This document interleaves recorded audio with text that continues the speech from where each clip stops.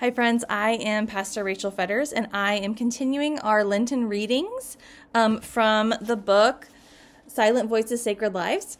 I've really been enjoying reading these texts. The selection today comes from Socrates in his edition of Church History. So this reading can be found in chapter 1.17. And there's actually two parts to this, so this is just the first part of this text that they'll read. And there's an introduction here. So, in the 5th century, Christian historian Socrates Scholasticus records the work of Helena, mother of the Emperor Constantine, to discover the true cross in Jerusalem. The miraculous power attributed to the cross of Jesus is in keeping with contemporary belief in the perceptible power of holy persons and things. So here we go. Helena, the emperor's mother, being divinely directed by dreams, went to Jerusalem. She sought carefully the sepulchre of Christ, from which he rose after his burial. And after much difficulty, by God's help, she discovered it. What the cause of the difficulty was, I will explain in a few words. Those who embraced the Christian faith after a period of his passion greatly venerated this tomb.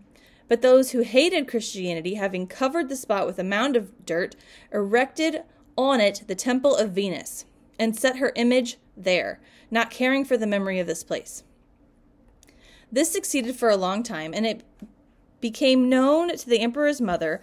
Accordingly, having caused the statue to be thrown down, the earth to be removed, and the ground entirely cleared, she found 3 crosses in this sepulchre. She found 3 crosses. One of the 3 that was the blessed cross on which Christ had hung, and the other 2 were those on which the 2 thieves that were crucified with him had died.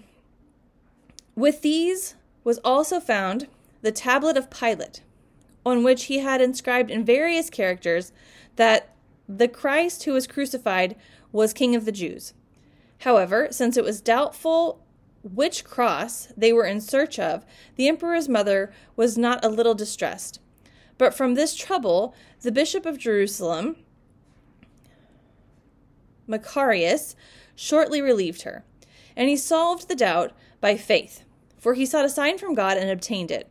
The sign was this: a certain woman of the neighborhood who had been long afflicted with a disease was now just on the point of death.